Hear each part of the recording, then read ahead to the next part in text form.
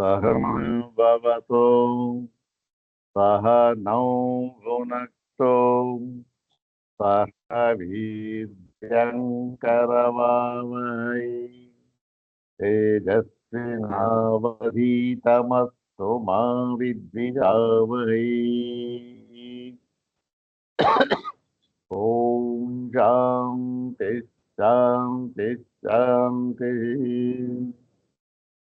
ॐ श्रुतिस्मृतिपुराणानाम् आलयं करुणालयं नमामि भगवत्पादं शङ्करं लोकशङ्करं नमामि भगवत्पादशङ्करं लोकशङ्करं वन्दे तं सच्चिदानन्दं यतिवर्यं महामतिं वेदवेदान्तसारज्ञं सद्गुरुं प्रणतोऽस्म्यहम् सदाशिवसमारम्भाम् शङ्कराचार्यमध्यमाम् अस्मदाचार्यपर्यन्ताम् वन्दे गुरुपरम्पराम्। अग्रे उपस्थितेभ्यः भवद्भ्यः सर्वेभ्यो जिज्ञासुभ्यः आर्दान् प्रणामान् समर्पयामि। ब्रह्मसूत्र शांकर भाष्ये द्वितीयाध्याये चतुर्थे पादे चतुर्भिः सूत्रैरुपनिबद्धे अस्मिन् पंचमे वायुक्रियाधिकरणे तदुपनिबद्धं तृतीयं सूत्रम्। इदानीं तृतीयं सूत्रं द्विवारं पठित्वा सूत्रार्थं तद्भाष्यभागं च यथाचार्यानुग्रहम् इदानीं विचारयामः। इदं सूत्रं पादादितः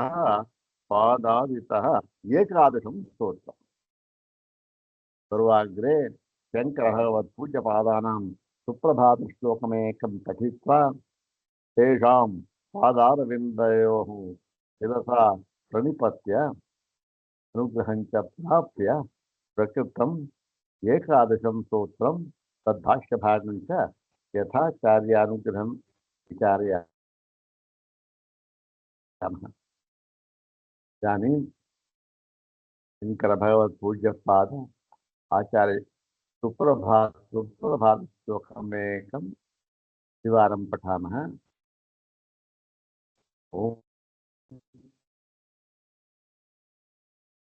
वीणादिवाद्यमखिलं पुरतः सुमादम् आमीय दिव्यचरितं तव लोककीर्त्यम् गायन्ति गायकवरात्तु मनोहरं च हे संयमीन्द्रगुरुशङ्कर सुप्रभातम्। ॐ वीणादिवाद्यमखिलं पुरतः सुनादम् आनीय दिव्यचरितं तव लोककीर्त्यम् गायन्ति गायकवरात्तु मनोहरं च हे संयमीन्द्रगुरुशङ्कर सुप्रभातम्। अथ श्रीमच्छङ्करभगवतः कृतौ शारीरकमीमांसाभाष्येन द्वितीये अविरोधाध्याये चतुर्थे पादे पंचमं चतुस्सूत्रात्मकं वायुक्रियाधिकरणम्।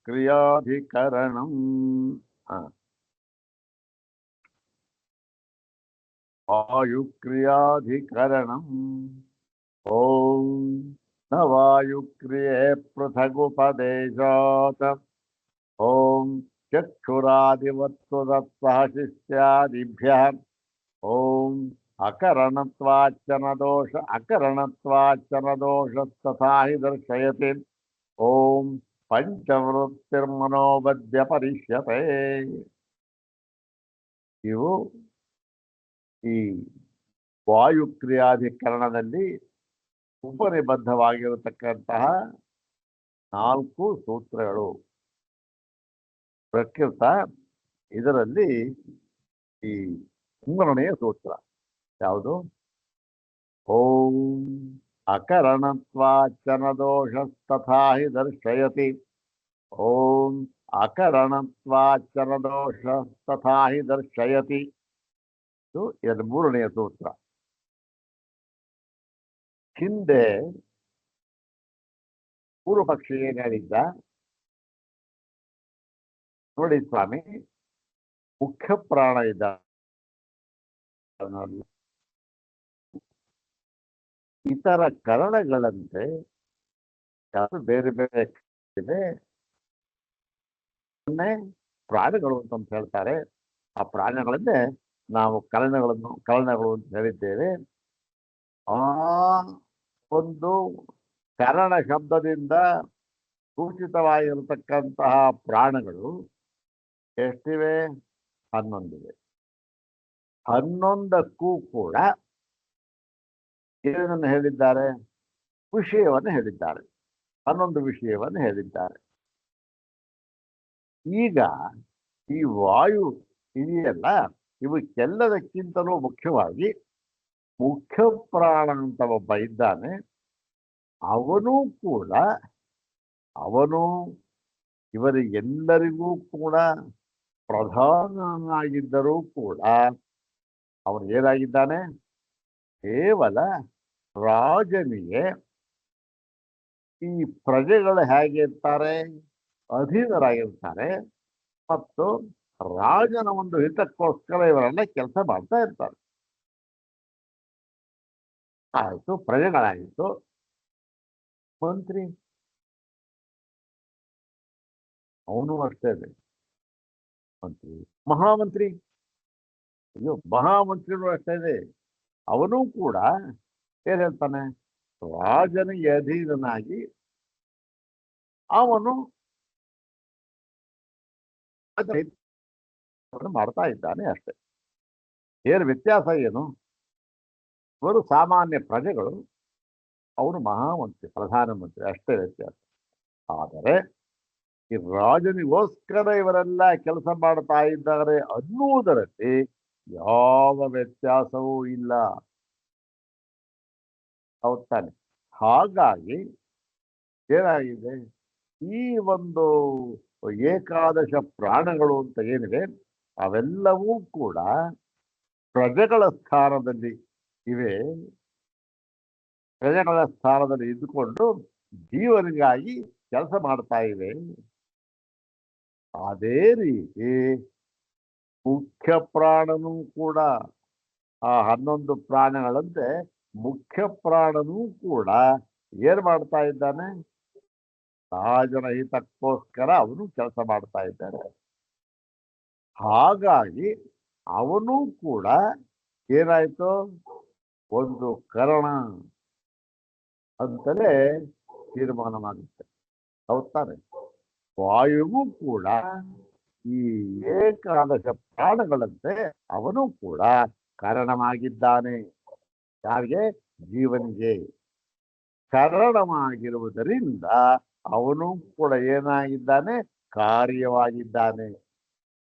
ಕಾರ್ಯವಾಗಿರೋದ್ರಿಂದ ಅವನಿಗೆ ಹುಟ್ಟಿಲ್ಲ, ಉತ್ಪತ್ತಿ ಇಲ್ಲ ಅಂತ ನೀವು ಹೇಳಿದ್ರಲ್ಲಪ್ಪ, ಅದು ಸರಿ ಇಲ್ಲ ಎಂಬುದನ್ನ ಸಿದ್ಧ ಮಾಡಿ ತೋರಿಸಿದ್ದಾರೆ ಆಚಾರ್ಯರು.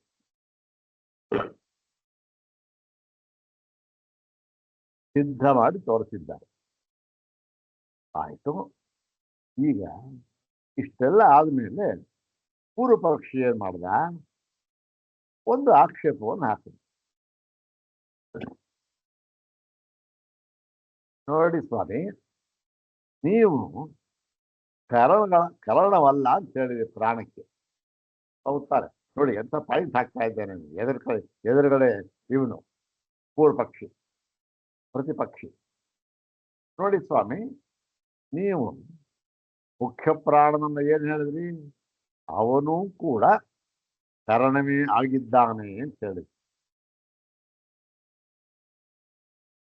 ನಾವು ಹೇಳಿದ್ದು ಮುಖ್ಯ ಪ್ರಾಣನು ಅವನೇನು ಇಂದ್ರಿಯಗಳಿಂದ ಕಾರಣನಲ್ಲ.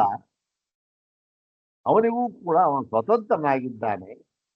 ರಾಜನಿಗೋಸ್ಕರ ದುಡಿಯುವಂತೆ ಅವನು ದುಡಿತಾ ಇಲ್ಲ, ಸ್ವತಂತ್ರ ಅಂತ ಹೇಳೋದು ನೀವು ಇಲ್ಲ.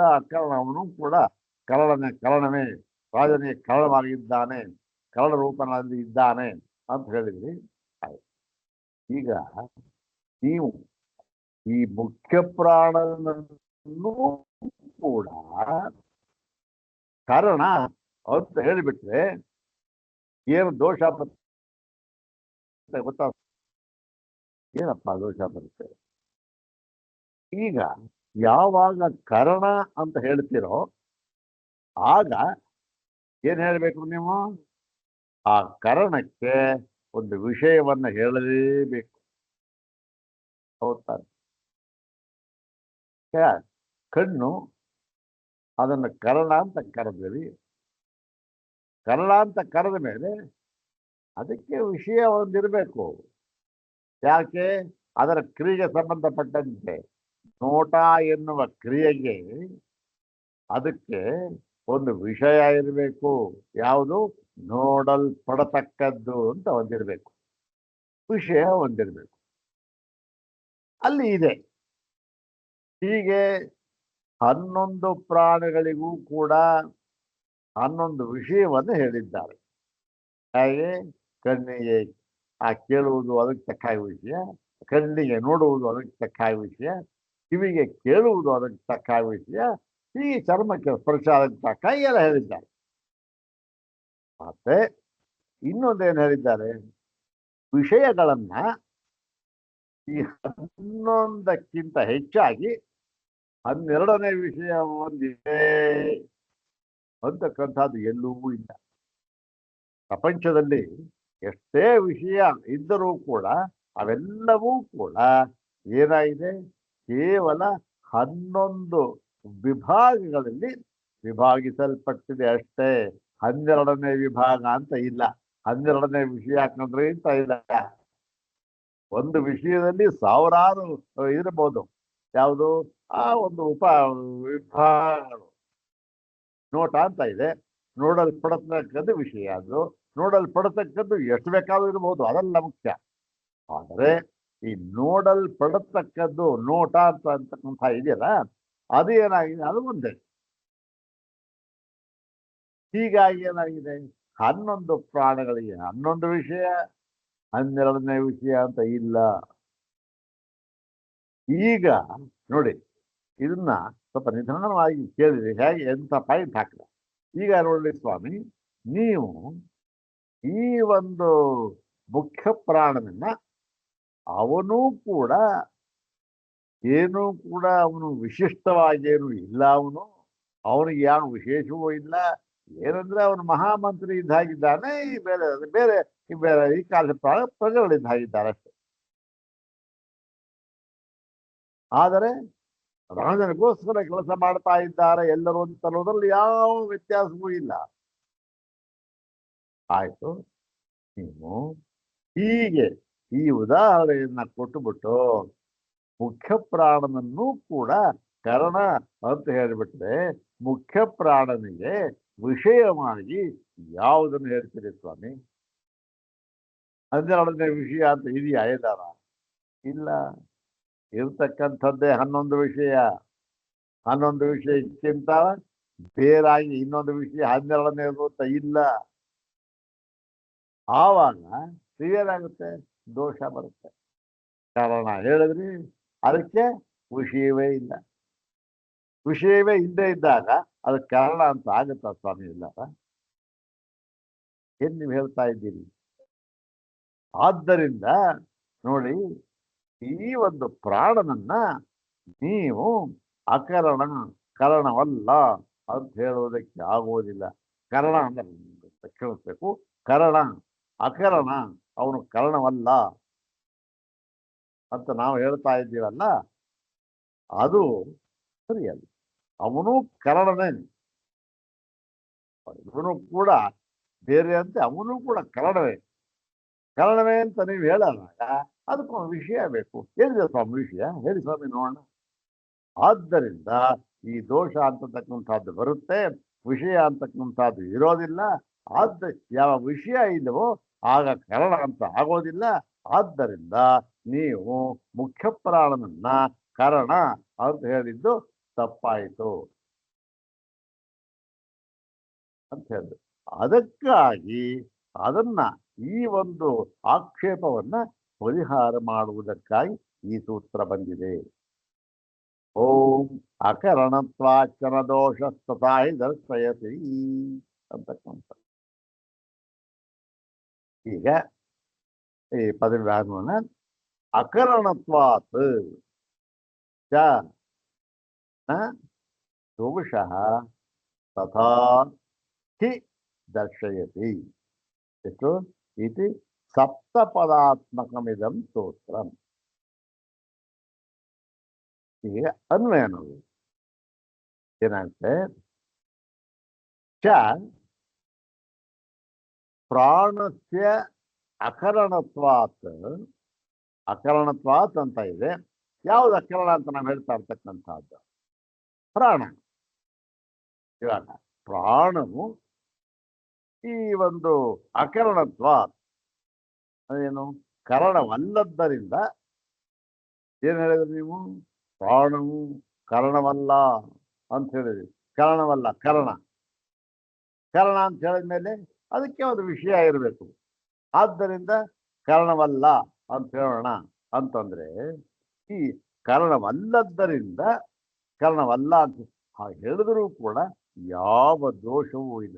ನ ದೋಷ, ಯಾವ ದೋಷವೂ ಇಲ್ಲ. ಯಾವುದು ಯಾಕೆ ಯಾಕೆ ಯಾವ ದೋಷವೂ ಇಲ್ಲ?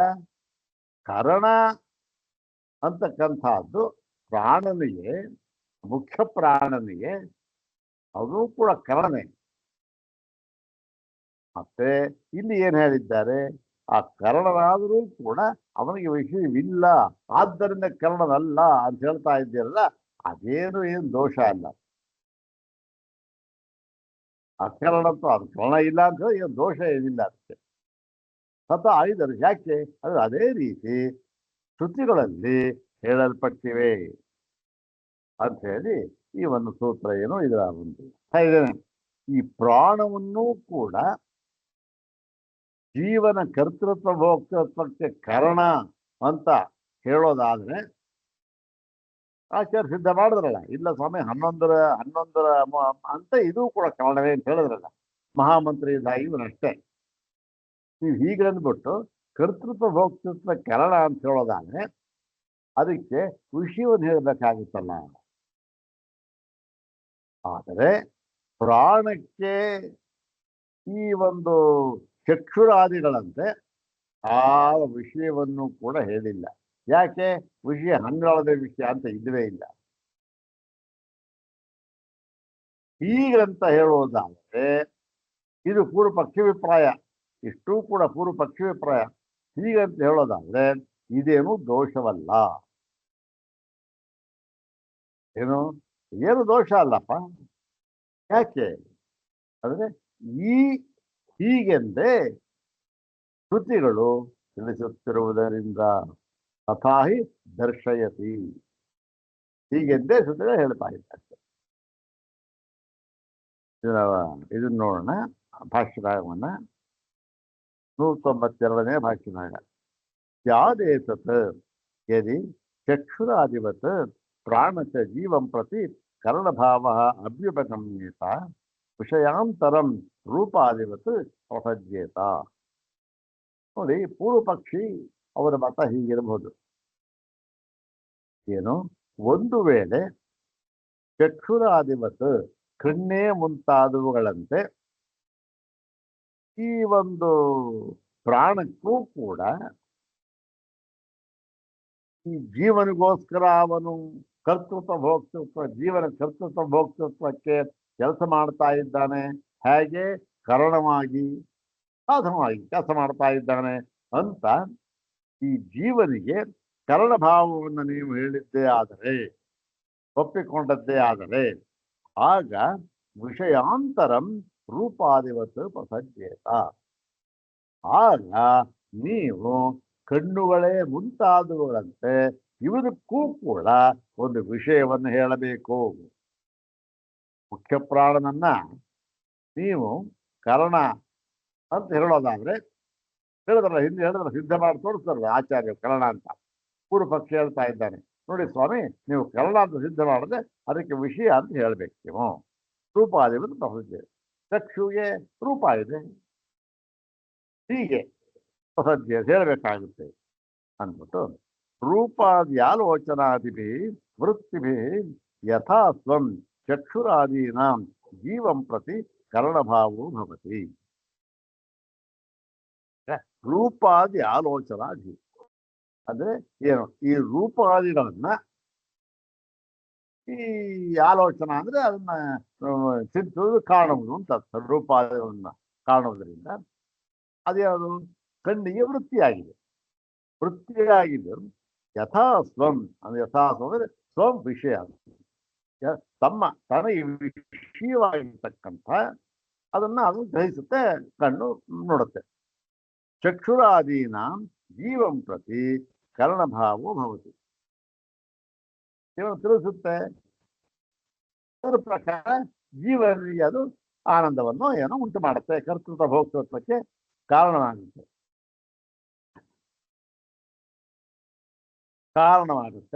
ಆದ್ದರಿಂದ ಅದಕ್ಕೆ ಕರ್ಣಭಾವ ಅಂತ ಹೇಳಬಹುದು. ಯಾವುದಕ್ಕೆ? ಚಕ್ಷುವೆ ಮುಂತಾದಂಗೆ.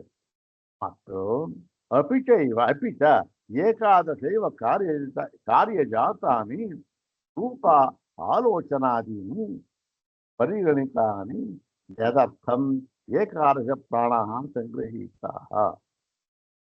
ಮತ್ತೆ ನೋಡಿ, ಈ ಕಾರ್ಯಜಾತ ಕಾರ್ಯ ಸಮೂಹ ಅಂತ ಏನಿದೆ, ವಿಷಯಗಳು ಅಂತ ಏನಿದೆ, ಅವೆಲ್ಲವನ್ನೂ ಕೂಡ ಎಷ್ಟು ಅಂತ ಪಟ್ಟಿ ಮಾಡಿ ತಿಳಿಸಿಕೊಟ್ಟಿದ್ದಾರೆ.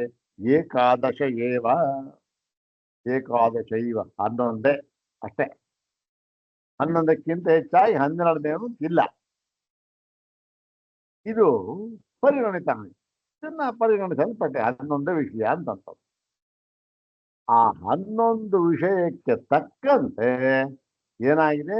ಏಕಾದಶ ಪ್ರಾಣ ಸಂಗ್ರಹಿತ. 11 ಪ್ರಾಣಗಳಿವೆ, 11 ವಿಷಯ ಇದೆ, 11 ಅದಕ್ಕೆ ತಕ್ಕಂತೆ 11 ಪ್ರಾಣಗಳಿವೆ. ಅವೆಲ್ಲವೂ ಕೂಡ ತಮ್ಮ ತಮ್ಮ ವ್ಯಾಪಾರವನ್ನು ಮಾಡುತ್ತಾ ಜೀವನ ಒಂದು ಕರ್ತೃತ್ವ ಭೋಕ್ತೃತ್ವಕ್ಕೆ ಸಹಕಾರಿಯಾಗಿ ಕೆಲಸ ಮಾಡ್ತಾ ಇವೆ. ಆ ಕೆಲಸ ಮಾಡೋದ್ರಲ್ಲಿ ಗ್ರೇಡೇಷನ್ ಇರಬಹುದು, ಆದರೆ ಕೆಲಸ ಮಾಡ್ತಾ ಇವೆ ಅಂತ ಸಿದ್ಧ ಮುಖ್ಯವಾಗಿ ಕೆಲಸ ಮಾಡ್ತಾ ಇವೆ. ಮತ್ತು ನತು 12 ಅಪರಂ ಕಾರ್ಯಜಾತಂ ಅಧಿಗಮ್ಯತೆ. ಮತ್ತು 12ನೇ ಇನ್ನೊಂದು ಕಾರ್ಯಜಾತ, ಕಾರ್ಯ ಸಮೂಹ, ವಿಷಯ ಅಂತ ಇಲ್ಲ. ವಿಷಯ ಸಮೂಹ, ವಿಷಯ ಗುಂಪು ಮಾಡಿ ಎಣಿಸಿದ್ದಾರಲ್ಲ, ಪಟ್ಟಿ ಮಾಡಿದ್ದಾರಲ್ಲ, ಅದರಲ್ಲಿ 12ನೇ ವಿಷಯ ಅಂತ ಇಲ್ಲ. ಇರತಕ್ಕಂಥದ್ದೇ 11 ವಿಷಯ. ಎಲ್ಲಿ? ಇಡೀ ನಾಮರೂಪಾತ್ಮಕವಾದ ಜಗತ್ತಿನಲ್ಲಿ 12 ಅಂತ ಇಲ್ಲ. ನತು 12 ಅಪರಂ ಕಾರ್ಯಜಾತಂ ಅಧಿಗಮ್ಯತೆ. 12ನೆಯ ಒಂದು ಕಾರ್ಯಜಾತ, ಕಾರ್ಯ ಸಮೂಹ, ವಿಷಯ ಅಂತಕ್ಕಂಥದ್ದು ಇಲ್ಲ. ಯದರ್ಥಂ 12 ಪ್ರಾಣ ಪ್ರತಿಜ್ಞೆ. ಒಂದು ವೇಳೆ ಹಾಗೆ ಇದ್ದು ಬಿಟ್ಟಿದ್ದರೆ ಏನು? 12ನೇ ವಿಷಯ ಒಂದಿದೆ, 12ನೇ ವಿಷಯ ಜಾತ ಗುಂಪು, 12ನೇ ವಿಷಯ ಒಂದು ಗುಂಪು ಅಂತ ಒಂದಿದೆ ಅಂತ ಏನಾದರೂ ಸಿದ್ಧವಾಗಿ ಬಿಟ್ಟಿದ್ದರೆ ಆಗ ಏನಾಗಿದೆ? ಏನ್ ಮಾಡ್ಬೋದಾಗಿತ್ತು? ಈ ಪ್ರಾಣನನ್ನು ಕೂಡ ಕರ್ಣ ಅಂತ ಹೇಳಿಬಿಡಬಹುದಾಗಿತ್ತು. ಆದರೆ ಏನಾಗಿದೆ? 12ನೇ ವಿಷಯ ಅಂತ ಇಲ್ಲ, 11 ವಿಷಯ ಇರತಕ್ಕಂಥದ್ದು. ಯಾವಾಗ ವಿಷಯ ಅಂತ ಇಲ್ಲವೋ 12ನೇ ಪ್ರಾಣ, 12ನೇ ಕರಣ ಅಂತವಿಲ್ಲ. ವಿಷಯವೇ ಇಲ್ಲ, 12ನೇ ವಿಷಯ ಇಲ್ಲ, 12ನೇ ಕರಣ ಇಲ್ಲ. ಹಿಂದೆ 11 ಕರಣಗಳಿವೆ, 11 ವಿಷಯ ಇದೆ. ಹೀಗಾಗಿ ಅದೇನಾಗಿದೆ? ನೀವು ಹೇಳಿದ್ರಲ್ಲ ಸ್ವಾಮಿ, ಈ ವಿಷಯ ಕರಣ ಅಂತಂತ ಅದು ಹೊಂದೋದಿಲ್ಲ, ಯಾಕೆ? ವಿಷಯವೇ ಇಲ್ಲ ಅಂತ ಹೇಳ್ಬಿಟ್ಟ. ಇಷ್ಟು ಹೇಳಿ ಏನಾಯ್ತು ಸ್ವಾಮಿ, ಆದ್ದರಿಂದ ನೀವು ಈ ಪ್ರಾಣವನ್ನು ಕೂಡ, ಪ್ರಾಣಗಳು 11, ಆದರೆ ಪ್ರಾಣ ಒಂದಿರ್ತಕ್ಕ, ಅದು ಮುಖ್ಯ ಪ್ರಾಣ, ಅವನಿಗೆ ವಿಷಯಾಂತರ ಇಲ್ಲ, ಆದ್ದರಿಂದ ಅವನು ಕರಣ ಅಂತ ಆಗೋದೇ ಇಲ್ಲ. ಆದ್ದರಿಂದ ಕರಣ ಅಂತ ಯಾವಾಗ ಆಗುವುದಿಲ್ಲವೋ ಅವನು ಜೀವನ ಕರ್ತೃಭೋಕ್ತೃತ್ವಕ್ಕೆ ಏನು ಮಾಡಬೇಕಾದಿಲ್ಲ. ಏನು ಮಾಡಬೇಕಾದದಿಲ್ಲವೋ ಆಗ ಅವನು ಏನಾಗ್ತಾನೆ, ಈ ಒಂದು ಏಕಾದಶಿ ಪ್ರಾಣಗಳಂತೆ ಅಸ್ವತಂತ್ರ ಅಂತ ಹೇಳುವ ಹಾಗಿಲ್ಲ. ಅಸ್ವತಂತ್ರ ಅಂತ ಯಾವಾಗ ಹೇಳುವಾಗಿಲ್ಲವೋ ಆಗ ನೀವು ಒಪ್ಪಲೇಬೇಕಾಗತ್ತೆ. ಏನಂತ? ಈ ಪ್ರಾಣವನ್ನು ಕೂಡ ಸ್ವತಂತ್ರ ಎಂಬುದಾಗಿ. ಯಾವಾಗ ಸ್ವತಂತ್ರ ಅಂತ ಆಯ್ತೋ ಅದು ಈ ಒಂದು ಕಾರಣ ಇದೆಯಲ್ಲ, ಇದಕ್ಕೆ ಕಾರಣವಾಗಿರ್ತಕ್ಕಂಥದ್ದು, ಅದಕ್ಕೆ ಅದರ ಕಾರ್ಯ ಅಲ್ಲ. ಯಾವಾಗ ಕಾರ್ಯ ಅಲ್ಲ ಅಂತ ಆಯ್ತೋ ಅದಕ್ಕೆ ಉತ್ಪತ್ತಿ ಇಲ್ಲ. ಈಗ ಒಂದಾದ ಒಂದು ತಂತ್ರ ಕೊನೆಗೇನು, ಈ ಪ್ರಾಣಕ್ಕೂ ಕೂಡ ಉತ್ಪತ್ತಿ ಇಲ್ಲ ಸ್ವಾಮಿ, ನಾವು ಹೇಳಿದ್ ಸರಿಯಾಗಿದೆ, ನೀವು ಹೇಳಿದ್ ಸರಿ ಇಲ್ಲ ಅಂತ ಹೇಳ್ಬಿಟ್ಟ. ಹೀಗೆಂಬ ಪೂರ್ವ ಪಕ್ಷವು ಬಂದೊದಗಲಾಗಿ ಏವಂ ಪೂರ್ವ ಪಕ್ಷ ಸಂಪ್ರಾಪ್ತೆ. ಅದಕ್ಕೇನ್ ಮಾಡ್ತಾರೆ, ಅತಃ ಉತ್ತರಂ ಪಠತಿ ಭಗವಾನ್ ಸೂತ್ರಕಾರ. ಅದಕ್ಕೆ ಉತ್ತರ ಹೇಳ್ತಾ ಇದ್ದಾರೆ ಇಲ್ಲಿ. ಈ ಒಂದು ಮುಂದಿನ ಭಾಗ ಅದರಲ್ಲೇ ಇದಾಯ್ತು. ಯಾವುದು ಶಂಕೆ ಆಯ್ತು, ಇದಕ್ಕೆ ಸಮಾಧಾನ. ಶಂಕೆ ಸಮಾಧಾನ ಏನು? ಮುಂದಿನ ಭಾಗ ನೋಡಿ. ಅಕರಣತ್ವಾಚನ ದೋಷ ತಥಾ ಹಿ ದರ್ಶಯತಿ. ಈ ಸೂತ್ರವನ್ನು ಹೇಳ್ತಾ ಇದ್ದಾರೆ. ಯಾತಕ್ಕೆ? ಈ ಪೂರ್ವ ಪಕ್ಷಕ್ಕೆ ಸಿದ್ಧಾಂತ ರೂಪವಾಗಿ ಸಿದ್ಧ ಮಾಡ್ತಾ ಇದ್ದಾರೆ. ಈ ಪೂರ್ವ ಪಕ್ಷ ಈ ಸಿದ್ಧಾಂತವನ್ನ ಇದನ್ನ ನಾಳೆ ನೋಡಿ. ಯಾಕೆಂದ್ರೆ ಇವತ್ತು ಸ್ವಲ್ಪ ನನಗೆ ಆರೋಗ್ಯ ಸರಿ ಇಲ್ಲ, ಈ ಸ್ವಲ್ಪ ಇದು ಸರಿ ಇಲ್ಲ, ಯಾಕೋ ಸ್ವಲ್ಪ ತಲೆ ಸುತ್ತಿತ್ತು ಬೆಳಗ್ಗೆ. ಆದರೆ ಏನೋ ಹೀಗೆ ಬಂದು ಕೂತ್ಬಿಟ್ಟೆ.